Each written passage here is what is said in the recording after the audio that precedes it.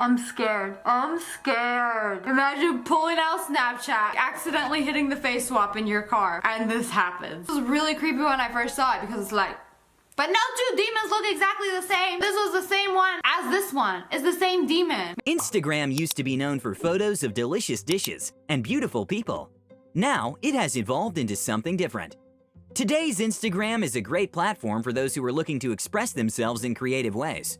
And of course, for those seeking out unusual content. Sometimes the posts which have been uploaded lead to very tragic and unpredictable events. Events which leave a trauma on people and even result in deaths sometimes. Watch this video at your own risk. You've been warned. Here are the 7 most disturbing and haunting posts which have ever been uploaded on Instagram. But before we get into that, don't forget to subscribe to our channel. Number 1. Travel bloggers. The pair had immigrated to Silicon Valley from India. Morthy described herself as the high-spirited storyteller who penned their social media entries. Viswanath, she said, was the head photographer of our most pretty pics. Posting online was about more than just receiving likes, she often remarked. And she warned about the dangers of scaling high places just for photographs. The couple's bodies were discovered after tourists came across their abandoned camera equipment at the top of Taft Point, a granite outcropping 1,000 feet above the floor of Yosemite Valley. It is unclear whether the couple died while taking a selfie, as has been reported, though it would not be the first time that has happened in the park. A recent study documented 259 deaths worldwide, caused by people taking selfies dubbed selficides, by the researchers between October 2011 and November 2017. The vast majority of victims were young people aged 10 to 29. The most common causes of death were drowning, transport accidents, and falls from high places.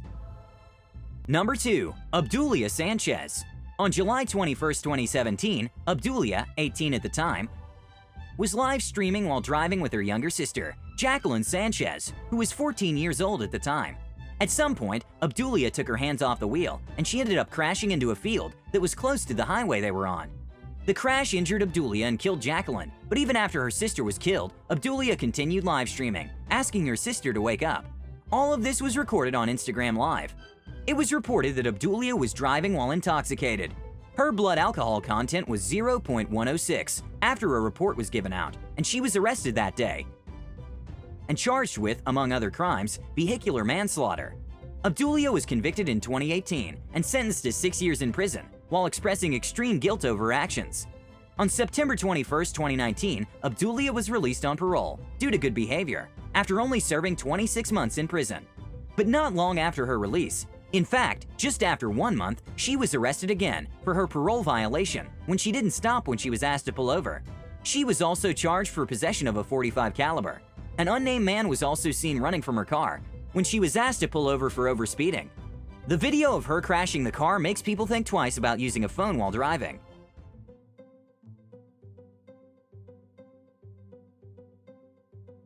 Number 3. Maddy Johnson. A remarkable story about life after death went viral, all because of a special tattoo. In an Instagram post, a California woman named Maddy Johnson explains her new tattoo and the miracle behind it.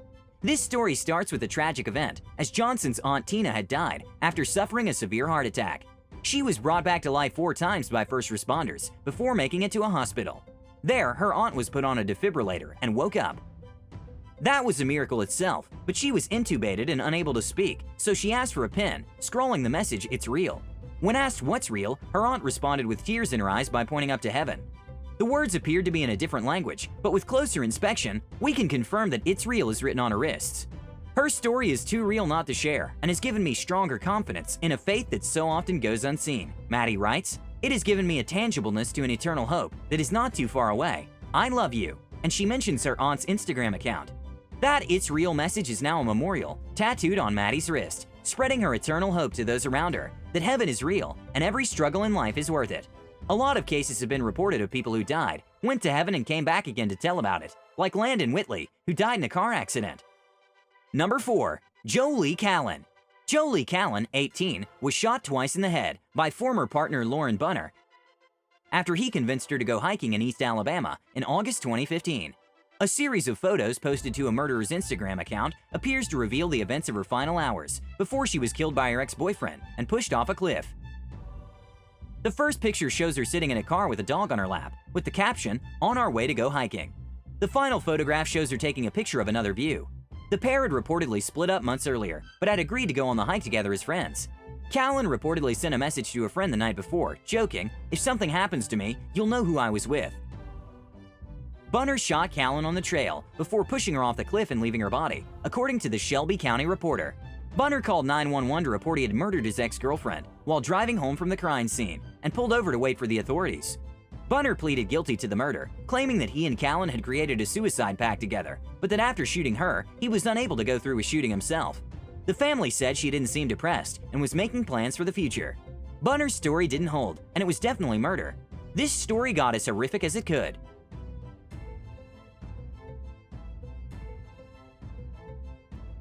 Number 5. XXXTENTACION. XXXTENTACION foresaw his own tragic death in an Instagram video. The real name of the rapper was Jolie Onfroy. He was gunned down by two men in a dark-colored SUV as he left a motorcycle shop in Fort Lauderdale yesterday afternoon. XXXTENTACION had talked about the possibility of dying young and what he would be remembered for in a video that was posted on Instagram prior to his shooting death. "If worst thing comes to worst and I effing die or some s and I'm not able to see out my dreams, I at least want to know that the kids perceive my message and were able to make something of themselves and be able to take my message and use it and turn it into something positive and to at least have a good life." The rapper, who was 20 at the time of his death, XXXTENTACION often revealed a morbid fascination with death, depression, and suicide through his lyrics and on social media. In 2015, he posted on Twitter, "When I die, play Fredo on my funeral." Earlier Monday, a post on XXXTENTACION's Instagram page said, "Planning a charity event for this week in Florida." The rapper grew up in Lauderhill and lived in Parkland. According to the police, he was leaving a motorcycle dealership Monday afternoon when two gunmen ran up to his black $147,000 BMW i8 and at least one of them fired. His death was one of the most tragic deaths in hip-hop in recent years. Many great rappers like Meek Mill and Kanye gave tribute to him.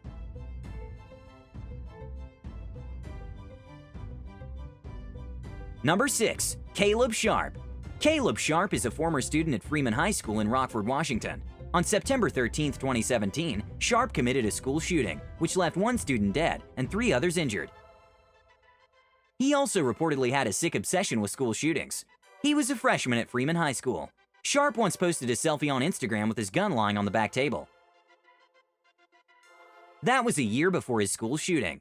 Sharpe was also known as Mongo Walker on his YouTube channel, where he would play with firearms and have mock shootouts.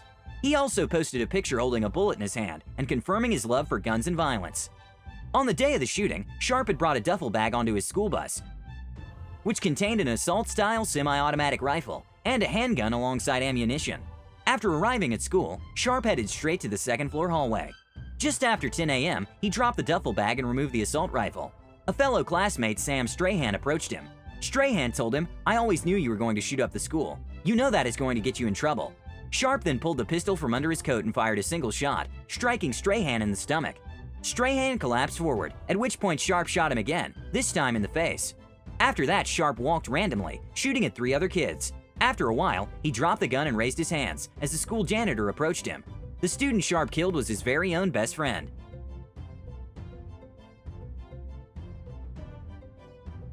Number 7. Carter Christensen. Another case of the tragic death of a guy who posted a selfie right before his death. The 17-year-old boy who took a selfie and posted it to social media before falling to his death on the first Flatiron. His body was found near the first Flatiron in Chautauqua Park on Sunday night, the Boulder County Coroner's Office said. The accident happened just before 6 p.m., above the Bluebell Shelter, as reported by the sheriff. No other climbers saw Christensen fall, but did hear it and tried to help. When first responders arrived, they found Christensen was not breathing and had no pulse. Attempts to revive him were unsuccessful, and Christensen was pronounced dead from significant trauma from the fall. It was reported that he was climbing alone, and the height was almost 100 feet from where he fell. He posted an image on his Instagram depicting a vantage point near the top of the first Flatiron shortly before the call, reporting a fallen climber was received. He had just finished high school and was visiting his friend in Colorado. This was before enlisting himself in the Navy in hopes to become a Navy SEAL. He was climbing alone without any ropes.